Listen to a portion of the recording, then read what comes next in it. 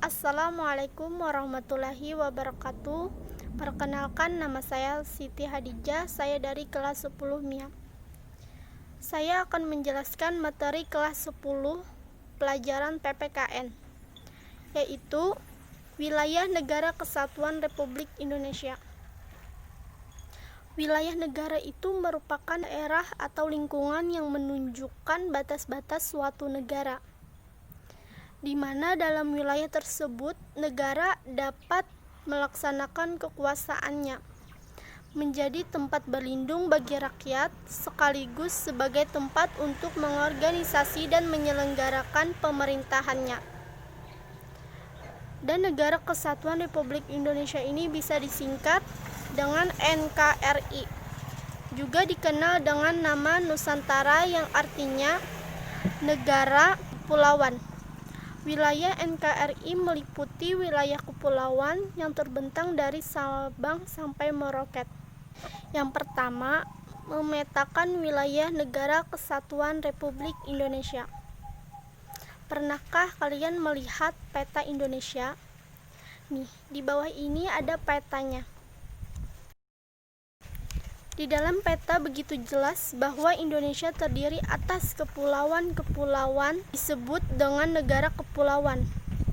Hal itu ditegaskan dalam pasal 25A Undang-Undang Dasar 1945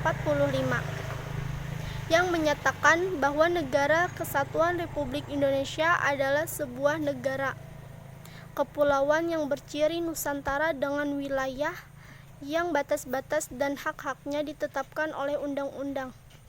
Adanya ketentuan ini dalam Undang-Undang Negara Republik Indonesia tahun 1945 dimaksudkan untuk mengukuhkan kedaulatan wilayah Negara Kesatuan Republik Indonesia. Hal ini penting dirumuskan agar ada penegasan secara konstitusional.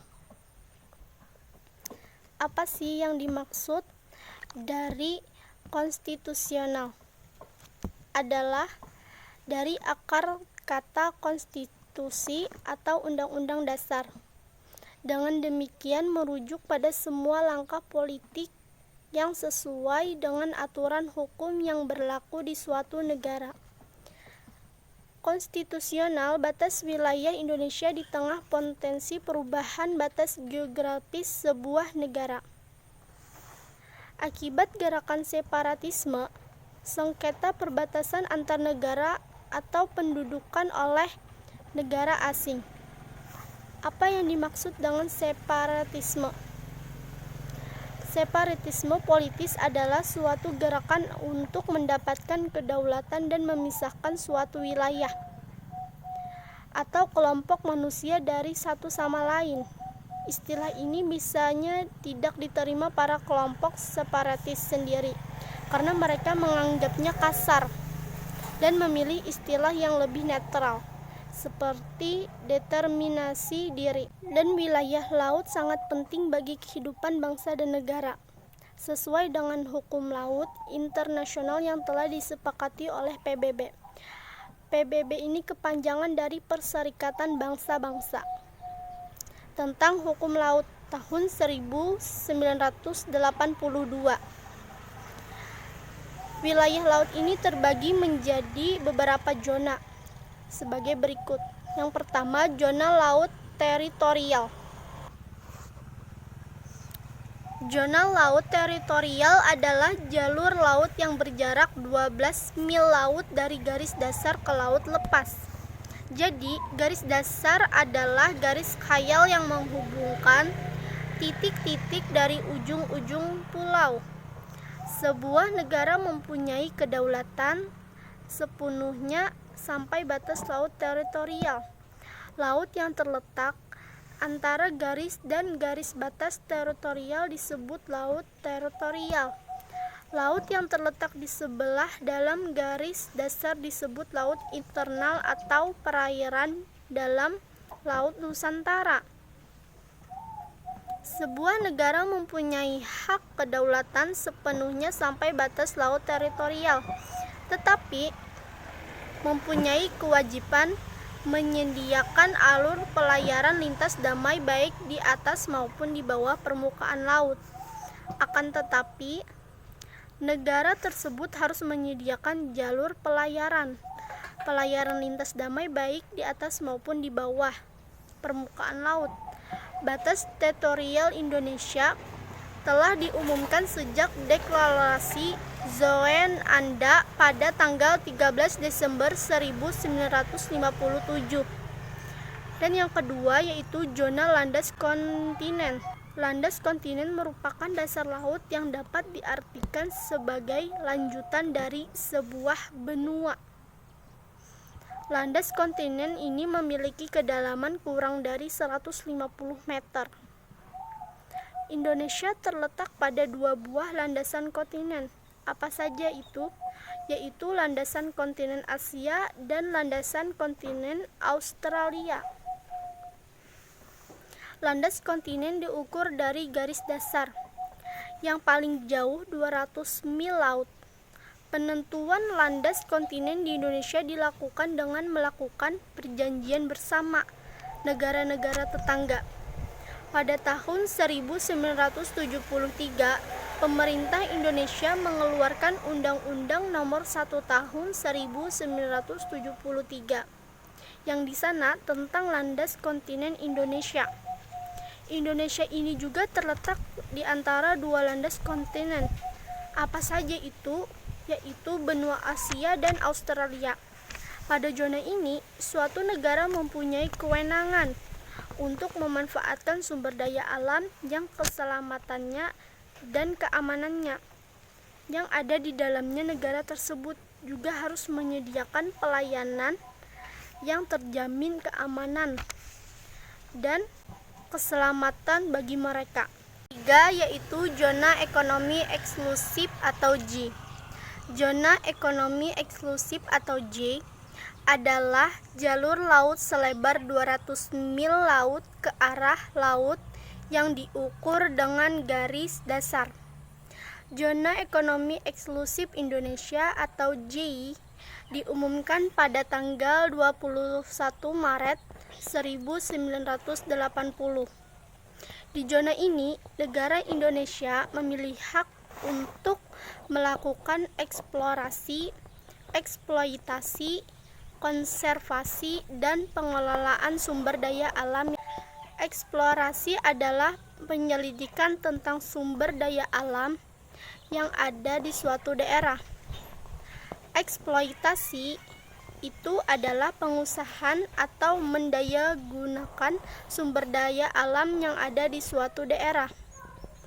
Dan konservasi ini adalah upaya pemeliharaan atau perlindungan sumber daya alam supaya tidak mengalami kerusakan.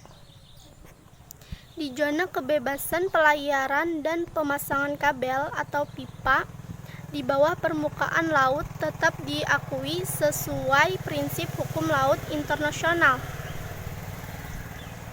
Dan di sini, wilayah daratan Indonesia ini memiliki peran dan kedudukan yang sangat penting bagi tegaknya sistem kedaulatan Republik Indonesia. Wilayah daratan Indonesia ini merupakan tempat untuk bermukim penduduk Indonesia. Di wilayah daratan juga tempat berlangsung pemerintahan Republik Indonesia, baik pemerintahan maupun pusat daerah. Di daratan juga sangat berpotensi dan tidak kalah besarnya dengan wilayah lautan. Di daratan mengalir sungai-sungai, hamparan hutan-hutan, dan persawahan dan perkebunan. Selain itu juga, di daratan Indonesia banyak sekali didirikan gedung-gedung yang kukuh, lembaga pemerintah, pusat perbelanjaan, seperti mal, duta mal, dan pemukiman penduduk. Sementara di bawah daratan juga banyak terkandung kekayaan alam yang melimpah. Di antaranya adalah bahan tambang. Bahan tambang itu seperti emas, batu bata, batu bara, perak, tembaga, dan sebagainya. Indonesia juga memiliki kekuasaan atas wilayah udara. Wilayah udara Indonesia adalah ruang udara yang terletak atas permukaan wilayah daratan dan lautan Republik Indonesia. Berdasarkan Konvensi Chicago tahun 1944 tentang penerbangan sipil internasional, dijelaskan bahwa setiap negara mempunyai kedaulatan yang utuh dan eksklusif di ruang udara yang ada di atas wilayah negaranya. Negara kita ini juga mempunyai kekuasaan utuh atas seluruh wilayah udara yang berada di atas wilayah daratan dan lautan. Republik Indonesia juga mempunyai satu jenis wilayah lagi, yaitu wilayah ekstrateritorial. Wilayah ekstrateritorial ini merupakan wilayah negara kita yang dalam kenyataannya terdapat di wilayah negara lain. Keberadaannya, wilayah ini diakui oleh hukum internasional. Perwujudan dari wilayah ini adalah kantor-kantor perwakilan diplomatik Republik Indonesia di negara lain. Untuk lebih jelas lagi materi ini, saya akan memperlihatkan gambar materi tersebut di samping ini. Dan materi selanjutnya adalah batas wilayah kesatuan Republik Indonesia. Setiap warga di dunia ini tentu saja memiliki batas-batas tertentu yang menandai mana wilayahnya, dan bukan begitu pula dengan Indonesia yang memiliki batas-batas tertentu untuk wilayahnya. Berikut ini batas-batas wilayah kesatuan Republik Indonesia. Batas-batas wilayah Indonesia di sebelah utara. Wilayah laut Indonesia sebelah utara berbatasan langsung dengan laut 5 negara. Apa saja itu? Yaitu Malaysia, Singapura, Thailand, Vietnam, dan Filipina. Batas-batas wilayah laut seringkali tidak jelas dan membuat sedikit ketegangan di lapangan. Utamanya adalah Indonesia, Malaysia, dan Indonesia, Singapura di perairan Malaka atau Selat Malaka. Sudah sering rasanya kita melihat berita penangkapan petugas Indonesia terhadap nelayan Malaysia atau sebaliknya. Untuk perbatasan laut Indonesia dengan 3 negara lain, yaitu Thailand, Vietnam, dan Filipina, jarang sekali ada permasalahan. Hal ini mungkin dikarenakan secara geografis letak Indonesia dengan 3 negara tersebut cukup jauh. Yang kedua yaitu batas-batas wilayah Indonesia sebelah barat. Sebelah barat wilayah negara kesatuan Republik Indonesia berbatasan langsung dengan Samudra Hindia dan perairan negara India. Tidak ada negara yang berbatasan langsung wilayah daratan Indonesia di sebelah barat, walaupun secara geografis daratan Indonesia terpisah jauh dengan daratan India. Tetapi keduanya memiliki batas-batas wilayah yang terletak di titik-titik tertentu di sekitar Samudra Hindia dan Laut Andaman. 2 pulau yang menandai perbatasan Indonesia dan India ini adalah Pulau Ronde di Aceh dan Pulau Nicobar di India.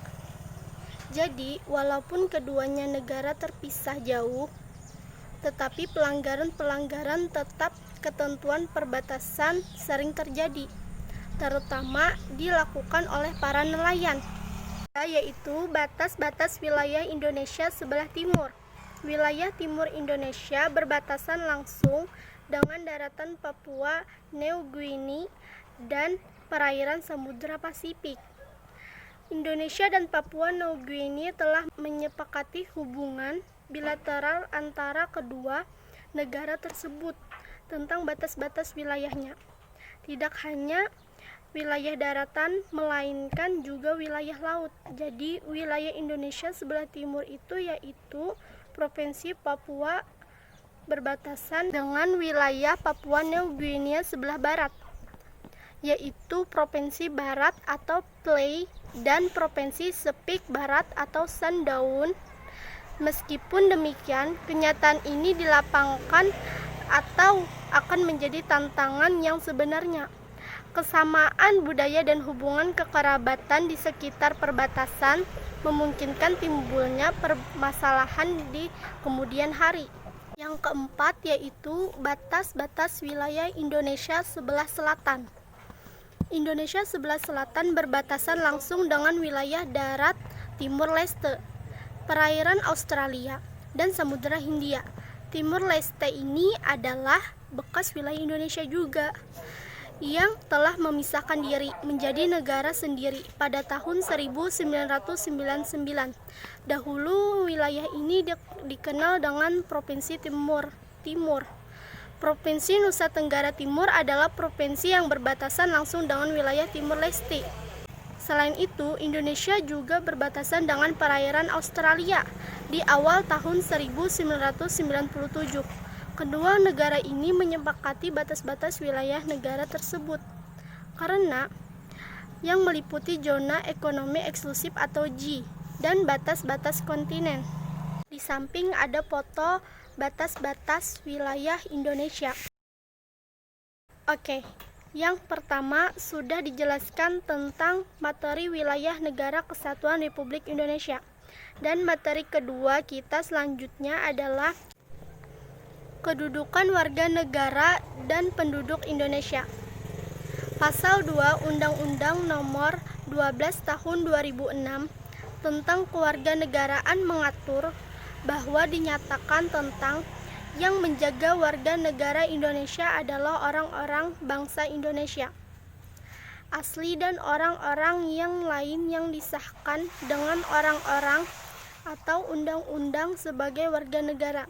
Sebagai warga negara Indonesia memiliki kedudukan, hak, dan kewajiban yang sama di mata hukum. Yang pertama yaitu status negara Indonesia.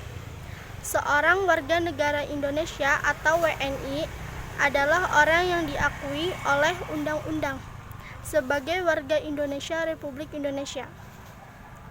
Kepada orang ini akan diberikan kartu tanda penduduk atau KTP berdasarkan kabupaten atau provinsi tempat ia terdaftar sebagai penduduk atau warga. Orang ini akan diberikan nomor identitas yang unik atau nomor induk kependudukan atau NIK apabila ia berusia 17 tahun dan mencatatkan diri di kantor pemerintahan. Adapun paspor diberikan oleh negara kepada warga negaranya sebagai bukti identitas yang bersangkutan dalam tata hukum internasional. Untuk mendapatkan status kewarganegaraan Republik Indonesia diatur dalam Undang-Undang Nomor 12 Tahun 2006 tentang Kewarganegaraan Republik Indonesia. Rakyat merupakan salah satu dari 3 syarat mutlak berdirinya suatu negara. Tanpa adanya rakyat, maka suatu negara tidak dapat berdiri. Rakyat dibedakan menjadi penduduk dan warga negara. Penjelasannya yang lebih lanjut yaitu pertama, penduduk dan bukan penduduk. Orang yang tinggal di wilayah negara dapat diklasifikasikan menjadi penduduk dan bukan penduduk. Penduduk yaitu orang yang memiliki domisili atau tempat tinggal tetap di wilayah negara itu, yang dapat dibedakan warga negara dengan warga negara asing atau WNA. Bukan penduduk yaitu orang-orang asing yang tinggal dalam negara bersifat sementara sesuai dengan visa yang diberikan oleh negara atau kantor imigrasi yang bersangkutan seperti turis. Kedua yaitu warga negara dan bukan warga negara.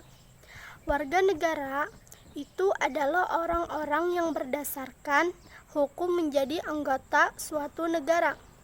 Dan sementara bukan warga negara itu adalah orang-orang yang tinggal dalam negara tetapi tidak menjadi anggota dari negara tersebut. Selanjutnya yang ketiga yaitu rakyat. Apa sih rakyat itu? Rakyat itu adalah semua orang yang ada di wilayah suatu negara dan taat pada peraturan di negara tersebut. Berdasarkan hal tersebut, keberadaan rakyat adalah unsur penting bagi terbentuknya suatu negara. Rakyat sebagai penghuni negara mempunyai peranan penting dalam merencanakan, mengelola, dan mewujudkan tujuan negara. Keberadaan rakyat yang menjadi penduduk maupun warga negara secara konstitusional tercantum pada pasal 26 Undang-Undang Dasar Negara Republik Indonesia tahun 1945. Sebagai contoh, warga negara ialah orang-orang bangsa Indonesia asli dan orang-orang bangsa lain yang disahkan dengan undang-undang sebagai warga negara. 2. Penduduk ialah warga negara Indonesia dan orang asing yang bertempat tinggal di Indonesia. Yang ketiga ialah hal-hal mengenai warga negara dan penduduk diatur dalam undang-undang. Istilah penduduk ini lebih luas cakupannya daripada warga negara Indonesia. Pasal 26 ayat 2 Undang-Undang Negara Republik Indonesia tahun 1945 menegaskan bahwa penduduk ialah warga negara Indonesia dan orang asing yang bertempat di tinggal Indonesia. Perlu kalian tahu bahwa di Indonesia banyak orang asing atau warga negara asing yang bertempat tinggal menjadi penduduk Indonesia. Mereka misalnya anggota korps diplomatik dari negara-negara sahabat, pelajar atau mahasiswa asing yang sedang menuntut ilmu, dan orang-orang yang bekerja di Indonesia. Adanya WNI, keturunan Tiongkok, Belanda, Arab, India, dan lain-lain. Di antara WNI, keturunan itu WNI, keturunan Tiongkok yang paling banyak. Sebagai penduduk Indonesia yang sah, setiap orang harus memiliki surat keterangan penduduk. Surat keterangan tersebut di negara kita dikenal dengan nama KTP atau kartu tanda penduduk. Surat keterangan penduduk itu sangat penting apabila Anda sudah dewasa kelak, sudah mencapai usia 17 tahun. Anda diwajibkan memiliki KTP. Mengapa sih KTP itu harus penting? Hanya mereka yang memiliki KTP yang dapat memilih dan dipilih dalam pemilu atau pemilihan umum. Demikian pula hanya mereka yang memiliki KTP lah yang dapat memperoleh surat izin mengemudi atau SIM. Materi selanjutnya ini berkaitan tentang asas-asas kewarganegaraan Indonesia. Asas ini terbagi menjadi dua asas, yaitu yang pertama asas ius sanguinis atau asas keturunan. Asas kewarganegaraan yang satu ini merupakan asas yang ditentukan berdasarkan keturunan atau pertalian darah dengan kedua orang tuanya. Pada umumnya, yang digunakan adalah berdasarkan ayahnya. Contohnya, jika ibu dari X adalah warga negara Indonesia, sementara ayahnya yaitu merupakan warga negara Jepang, maka X berstatus sebagai warga negara Jepang. Contoh lain adalah, contohnya A yang lahir di Indonesia, orang tuanya berkewarganegaraan Cina yang menganut ius sanguinis, maka meski A lahir di Indonesia, namun ia akan tetap mendapatkan kewarganegaraan Cina. Yang kedua yaitu asas ius soli atau asas kedaerahan atau tempat kelahiran. Berbeda dengan ius sanguinis yang menentukan kewarganegaraan seseorang berdasarkan keturunan. Asas ius soli dalam menentukan kewarganegaraan seseorang berdasarkan tempat di mana ia lahir. Sebagai contoh, sebuah negara A menggunakan asas ius soli, kemudian X dilahirkan di negara tersebut, maka X statusnya berkewarganegaraan A, meskipun orang tuanya berkewarganegaraan B. Contoh lain adalah, misalnya A adalah anak dari pasangan kewarganegaraan Amerika Serikat yang menganut asas ius soli. A ini dilahirkan di negara Argentina yang juga menganut asas ius soli. Maka kewarganegaraan dari A adalah Argentina, bukan USA, karena ia dilahirkan di Argentina. Akibat dari perbedaan masing-masing negara dalam menerapkan asas-asas kewarganegaraan di atas, maka dapat menyebabkan status kewarganegaraan seseorang menjadi apatrid dan bipatrid. Apatrid itu adalah adanya seseorang penduduk yang sama sekali tidak mempunyai kewarganegaraan. Contohnya, seorang keturunan bangsa A yang menganut asas ius soli lahir di negara B yang menganut asas ius sanguinis, maka orang tersebut tidaklah menjadi warga negara A dan juga tidak dapat menjadi warga negara B. Dengan demikian, orang tersebut tidak mempunyai kewarganegaraan. Yang kedua yaitu bipatrid. Bipatrid itu adalah adanya seorang penduduk kewarganegaraan sekaligus kewarganegaraan rangkap. Misalnya, seorang keturunan bangsa B yang menganut asas ius sanguinis lahir di negara A yang menganut asas ius soli. Oleh karena ia keturunan bangsa B, maka dianggap sebagai negara bangsa B.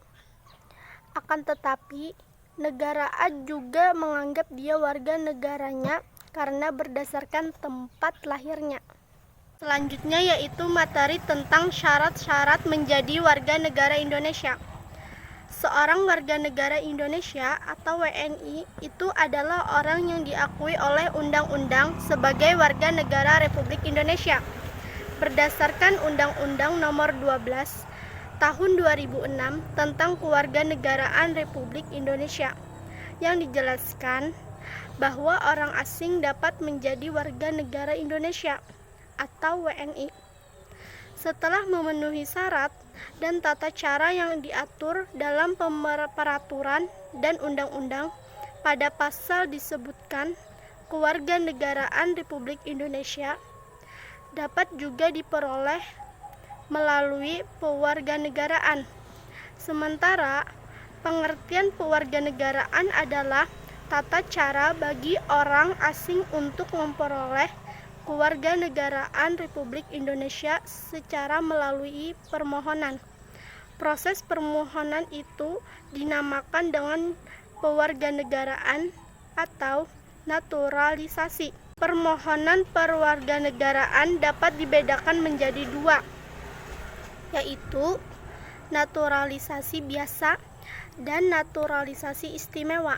Naturalisasi biasa itu adalah proses permohonan orang dari bangsa asing yang akan mengajukan permohonan kewarganegaraan dengan naturalisasi biasa.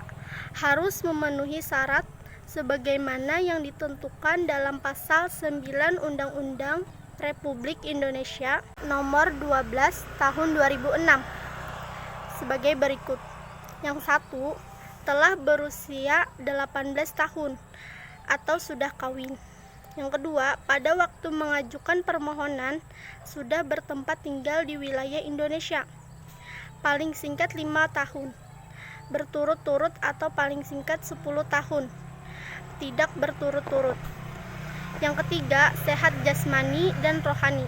Yang keempat, dapat berbahasa Indonesia, mengakui dasar negara Pancasila dan Undang-Undang Dasar Republik Indonesia tahun 1945. Yang kelima adalah tidak pernah dijatuhi pidana karena melakukan tindak pidana yang diancam dengan pidana penjara 1 tahun atau lebih. Yang keenam, jika memperoleh kewarganegaraan Republik Indonesia, tidak menjadi berkewarganegaraan ganda. Yang ketujuh, mempunyai pekerjaan atau penghasilan tetap. Yang kedelapan, membayar uang kewarganegaraan ke kas negara. Yang kedua yaitu naturalisasi istimewa. Naturalisasi istimewa atau luar biasa itu adalah pewarganegaraan yang dapat diberikan kepada mereka atau warga asing yang telah berjasa kepada negara Republik Indonesia dengan pernyataan sendiri atau pemohonan untuk menjadi warga negara Republik Indonesia, atau dapat diminta menjadi warga negara RI. Pewarganegaraan istimewa ini dapat diberikan oleh pemerintahan Indonesia atau diwakili oleh Presiden dengan persetujuan DPR dengan alasan dan kepentingan negara, atau jika yang bersangkutan telah berjasa terhadap negara. Kepada mereka itu dibebaskan syarat-syarat sebagaimana terjadi pada pewarganegaraan biasa. Akan tetapi ia tetap diharuskan mengucapkan sumpah dan janji setia pada negara Republik Indonesia. Yang keempat ini adalah materi penjelasan atau penyebab hilangnya kewarganegaraan Indonesia.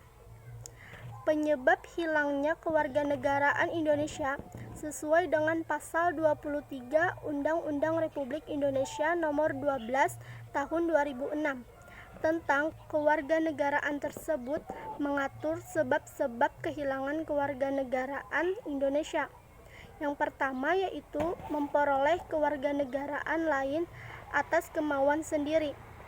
Yang kedua, tidak menolak atau tidak melepaskan kewarganegaraan lain, sedangkan orang yang bersangkutan mendapatkan kesempatan untuk itu. Yang ketiga, masuk dalam dinas tentara asing tanpa izin terlebih dahulu oleh Presiden.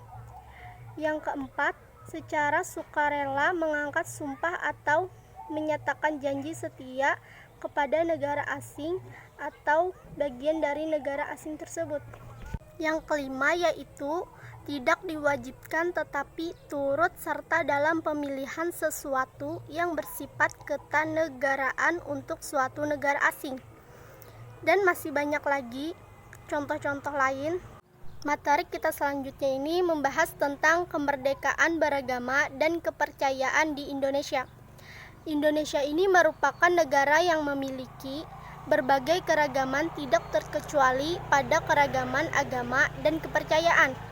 Setiap orang di Indonesia yang memiliki agama dan kepercayaan dapat melakukan aktivitas keagamaan sebagai wujud dan adanya kemerdekaan beragama dan kepercayaan. Lalu, apa sebenarnya yang dimaksud dengan kemerdekaan beragama dan kepercayaan itu? Mari kita bahas materi selanjutnya. Pengertian kemerdekaan beragama dan kepercayaan. Apa sih artinya itu? Artinya itu adalah mengandung makna bahwa setiap manusia bebas memilih dan melaksanakan ajaran agama menurut keyakinan dan kepercayaannya, dan tidak boleh dipaksa oleh siapapun itu, baik oleh pemerintah, penjabat agama, masyarakat, atau orang tuanya sendiri. Setiap orang memiliki kemerdekaan beragama. Tetapi, apakah boleh seseorang untuk tidak beragama? Tentu saja tidak boleh, karena kemerdekaan beragama itu tidak dimaknai sebagai kebebasan untuk tidak beragama, atau bebas untuk tidak beriman kepada Tuhan Yang Maha Esa. Kemerdekaan beragama dimaknai sebagai kebebasan untuk menarik orang yang telah beragama atau mengubah agama yang telah dianut seseorang. Selain itu, kemerdekaan beragama juga tak diartikan sebagai kebebasan untuk beribadah yang tidak sesuai dengan tuntunan dan ajaran masing-masing. Kemerdekaan beragama bukan dimaknai sebagai kebebasan untuk beribadah yang tidak sesuai dengan tuntunan dan ajaran masing-masing. Oleh karena itu, dilarang untuk menistakan agama dengan melakukan peribadatan yang menyimpang dari ajaran agama yang dianutnya. Di dalam UUD NRI tahun 1945, kemerdekaan beragama dan kepercayaan itu telah dijamin dalam pasal 28E ayat 1 dan ayat 2 yang berisi tentang setiap orang bebas memeluk agama dan beribadah menurut agamanya, memilih pendidikan dan pengajaran, memilih pekerjaan, memilih kewarganegaraan, memilih tempat tinggal di wilayah negara dan peninggalannya, serta berhak kembali. Dan setiap orang berhak dan kebebasan meyakini kepercayaan, menyatakan pikiran dan sikap sesuai dengan hati nuraninya. Yang kedua yaitu tentang membangun kerukunan umat beragama. Indonesia termasuk negara yang penduduknya majemuk dalam suku, adat, budaya, dan agama. Kemajemukan dalam hal agama terjadi karena masuk agama-agama besar ke Indonesia. Suatu bukti dalam hal ini dapat dilihat dari kenyataan bahwa sejarah perjuangan bangsa Indonesia untuk melepaskan diri dari belenggu penjajah tempat dipengaruhi antara lain oleh motivasi agama.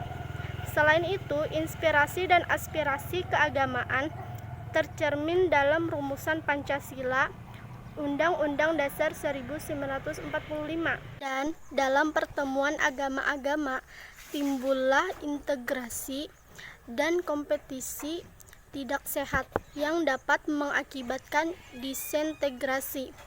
Potensi integrasi ini bisa juga diartikan sebagai suasana keharmonisan hubungan dalam dinamika pergaulan, terutama inter umat beragama dan antar umat beragama. Potensi integrasi tersebut tidak dapat dipisahkan dari nilai-nilai luhur bangsa Indonesia sebagaimana tercermin dalam suasana hidup kekeluargaan, hidup bertetangga baik, dan gotong royong. Hal ini dapat dilihat dari hubungan harmonis dalam kehidupan beragama, saling hormat menghormati, kebebasan menjalankan ibadah sesuai dengan agamanya, saling bersikap toleransi, sehingga dalam sejarah bangsa Indonesia tidak pernah terjadi perang antar penganut agama. Dalam sejarah kehidupan keagamaan di Indonesia atau diakui pernah terjadi ketegangan atau friksi, namun masih dalam batas-batas kewajaran sebagai suatu dinamika dalam hubungan pergaulan atau interaksi antar umat beragama. Dalam memantapkan kerukunan umat beragama, perlu dilakukan suatu upaya-upaya untuk mendorong terjadinya kerukunan hidup umat beragama secara mantap dalam membentuk sebagai berikut. Yang pertama, memperkuat dasar-dasar kerukunan internal dan antar umat beragama, serta antar umat beragama dengan pemerintah. Yang kedua, membangun harmoni sosial dan persatuan nasional. Yang ketiga, menciptakan suasana kehidupan beragama. Yang keempat, melakukan eksplorasi secara luas tentang pentingnya nilai-nilai kemanusiaan. Oke, materi kita selanjutnya itu tentang sistem pertahanan dan keamanan negara Republik Indonesia. Bangsa Indonesia tidak akan dapat mewujudkan kemerdekaan tanpa perjuangan untuk mempertahankannya.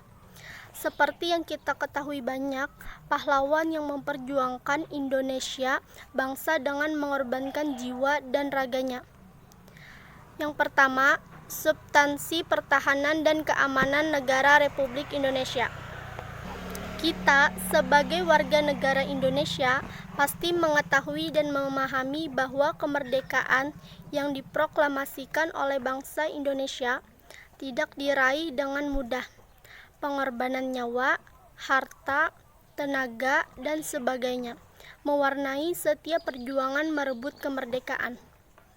Para pendiri negara melalui sidang BPUPKI telah mencantumkan upaya mempertahankan kemerdekaan ke dalam Undang-Undang Dasar 1945, Bab 12, tentang pertahanan negara pasal 30. di dalam perubahan Undang-Undang 1945 semakin memperjelas sistem pertahanan dan keamanan negara kita. Hal tersebut diatur dan pasal 30 ayat 1 sampai 5 Undang-Undang Dasar Negara Republik Indonesia tahun 1945 yang menyatakan tiap-tiap warga negara berhak dan wajib ikut dalam usaha pertahanan dan keamanan negara. Yang kedua, usaha pertahanan dan keamanan negara. Yang ketiga, Tentara Nasional Indonesia terdiri atas Angkatan Darat, Angkatan Laut, dan Angkatan Udara. Sebagai alat negara bertugas mempertahankan, melindungi, dan memelihara keutuhan pada kedaulatan negara. Yang keempat yaitu Kepolisian Negara Republik Indonesia sebagai alat negara yang menjaga keamanan dan ketertiban. Yang kelima, susunan dan kedudukan Tentara Nasional Indonesia, Kepolisian Negara Republik Indonesia. Jadi, dari ketentuan-ketentuan di atas dapat ditegaskan bahwa usaha pertahanan dan keamanan negara Indonesia merupakan tanggung jawab seluruh warga negara Indonesia.